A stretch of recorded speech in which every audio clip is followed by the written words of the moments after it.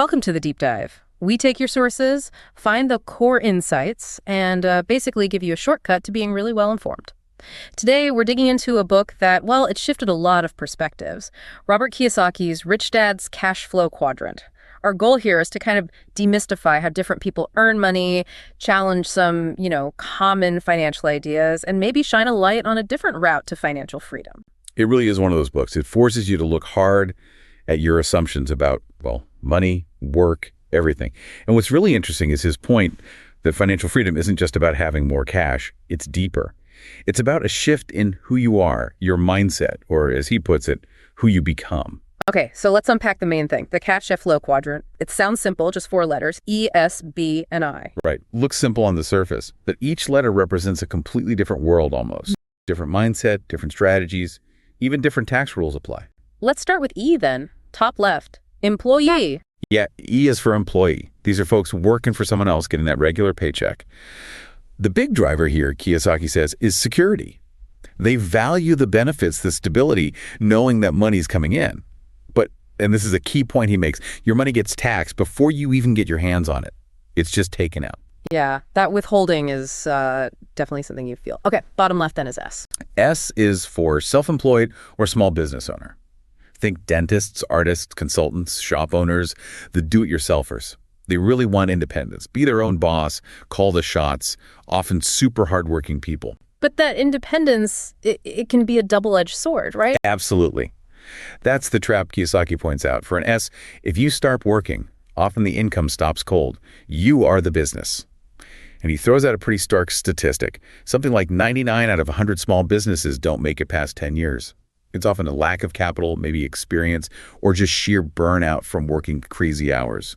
Success often just means more work. Wow, 99 out of 100, that's sobering. Makes you see why he pushes for a totally different model. Exactly.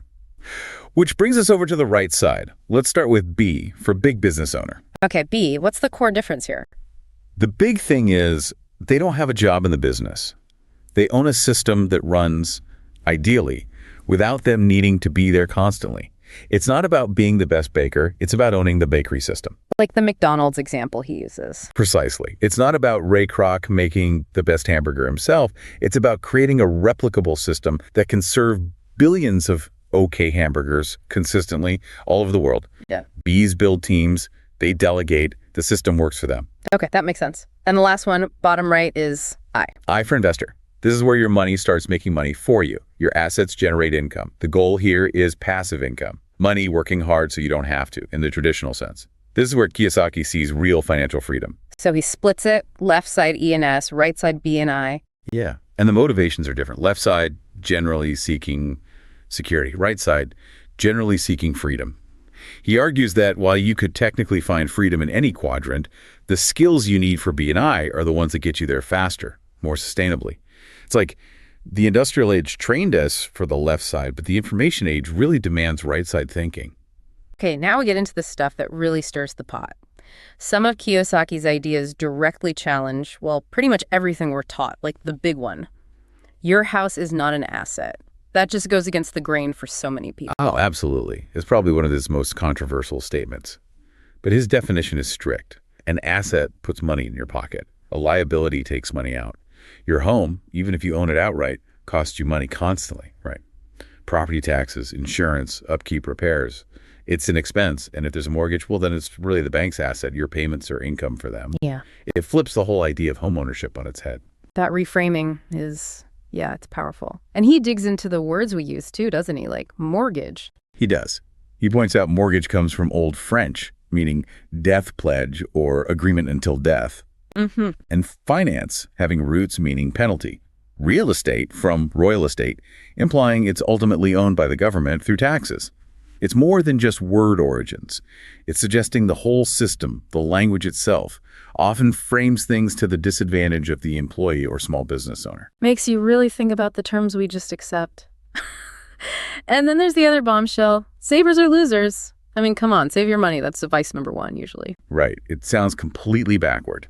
But his argument centers on what happened after 1971 when the US dollar went off the gold standard.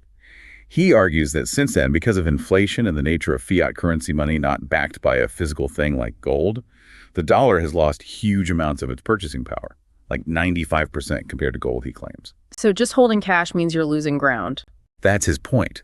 Saving in a bank account, or even in traditional retirement plans like 401k, he argues, means your money is just sitting there, losing value to inflation over time. Plus, he highlights the taxes you pay when you eventually take money out of those retirement accounts and the market risks you're exposed to, often without insurance. He even suggests 401ks are almost designed assuming you'll be poorer in retirement, hence the lower tax bracket. If you plan on being wealthy, it's not necessarily the best structure tax-wise. Okay, so if buying a house isn't necessarily building an asset and saving money is losing, what's the actual game here, according to his rich dad? The rich dad's view was stark. The name of the game of capitalism is who is indebted to whom. Explain that a bit more. Basically, the more people or institutions you owe money to, the poorer you are. Think credit cards, mortgages, car loans. Conversely, the more people who owe you money, tenants paying rent, borrowers paying interest, customers buying from your business system, the wealthier you are. It's about cash flow direction. He suggests people on the left side, E's and S's, often end up being the ones indebted, or their time and money benefits those on the right side.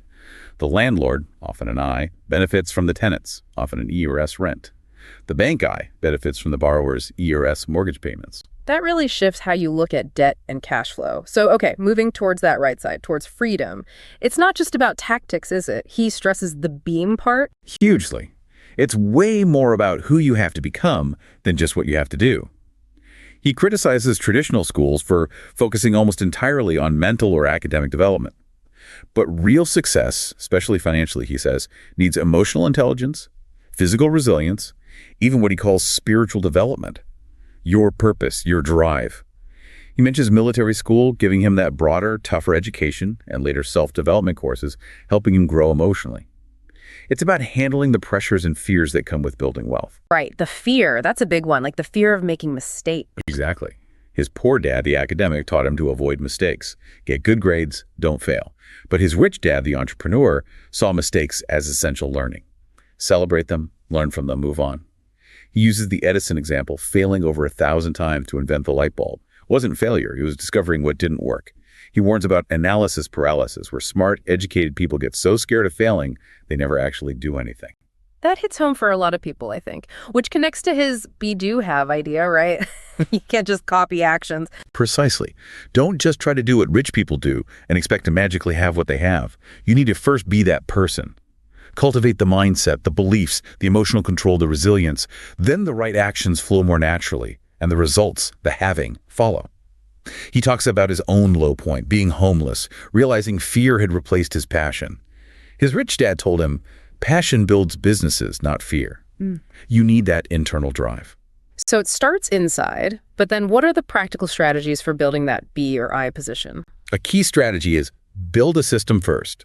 Get into the B quadrant before necessarily jumping deep into I. Successful Bs, remember, own a system, not just a job they created for themselves. They delegate effectively. They surround themselves with people smarter than they are in specific areas.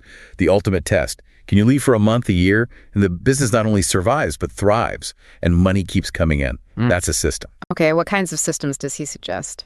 He outlines 3 main types. 1, traditional C corporations, where you build the whole thing yourself. Very demanding, needs capital expertise. 2, franchises. You buy a proven existing system. Less risk in some ways, but usually requires a big investment up front, and you have less control. 3, network marketing. You buy into an existing system and distribution network. Kiyosaki actually recommends this often, not necessarily for the product itself, but as a low-cost way to learn vital business skills. Skills like selling, communication, understanding systems, overcoming fear of rejection, and personal development. He stresses focusing on the education and mentorship offered by the organization. That's an interesting take on network marketing. And central to the B and I quadrants is this idea of leverage, right? OPT and OPM. Yes. Crucial concept. OPT is other people's time, and OPM is other people's money. Unlike the S quadrant, where your time is the main input, Bs use OPT by building a team. Is use OPM by using loans or investor capital to acquire assets. This leverage is how people on the right side can earn vastly more while potentially working less and having more free time. It breaks the direct link between time spent and money earned. He also uses that game Monopoly as a model for investing, doesn't he? Yeah, the Monopoly formula. 4 greenhouses, 1 red hotel. It's a simple analogy for a powerful strategy. Acquire smaller, cash-flowing assets first, the greenhouses, like rental properties perhaps. Use the cash flow from those to eventually acquire larger, more significant assets, the red hotel. It emphasizes building a base of income-producing assets. And again, he insists investing isn't inherently risky if you get educated. Ignorance is the real risk. Which ties into managing risk, not just trying to avoid it altogether. Exactly. He contrasts the typical diversify everything approach, which he sees as a strategy for not losing, with how successful investors operate. People like Warren Buffett concentrate their investments in businesses they understand deeply. They don't fear market dips. They see them as buying opportunities. It's about learning to analyze, manage, and even embrace calculated risk, not run away from it in fear. And the other huge piece of the puzzle for the right side is taxes. Oh, absolutely massive. Tax advantages. Kiyosaki is very blunt about this. The tax system, he argues, is often structured to benefit business owners and investors. B's and I's often earn money in ways that are taxed differently or allow for more deductions before tax is calculated. Corporations can deduct expenses first. Real estate offers depreciation. He points to things like the 1986 Tax Reform Act as an example where rules changed, often benefiting the B and I quadrants while removing breaks for E's and S's. It's about understanding the tax code is written to incentivize certain activities, namely business building and investing. It's like learning a different set of rules for the same game. So for someone listening feeling maybe a bit overwhelmed, what's the starting point? He stresses baby steps. Don't try to leap from E to I overnight. Start small. Just do it. Take action, but be prepared to make mistakes and, crucially, learn from them. Don't let fear paralyze you. That's why he advocates playing his cash flow game. It's a simulator. You practice the thinking, the emotional control, the decision-making without risking real money. You build your financial intelligence muscle. Practice makes perfect, or at least less imperfect. And the last piece seems really important, who you surround yourself with. Critical. Choose your mentors wisely. Kiyosaki is adamant. The people you spend the most time with shape your future. He suggests actually listing the 6 people you interact with most. Which quadrant are they in? Are they pulling you towards where you want to go or holding you back? You need to actively seek out people who are already successfully doing what you want to do. People who are living in the B or I quadrant if that's your goal. Learn from them directly.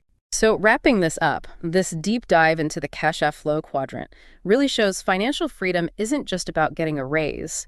It's a fundamental shift in thinking about how money is earned and managed. Taking control, building cash flow streams instead of just relying on a job. It's about getting a type of financial education. Most of us, well, we just never got in school. Exactly. And what that means for you listening is that this journey isn't about some magic bullet. It's about developing the mindset, the skills, that emotional toughness to see opportunity instead of just risk. It means being willing to invest in yourself, your education, your personal growth.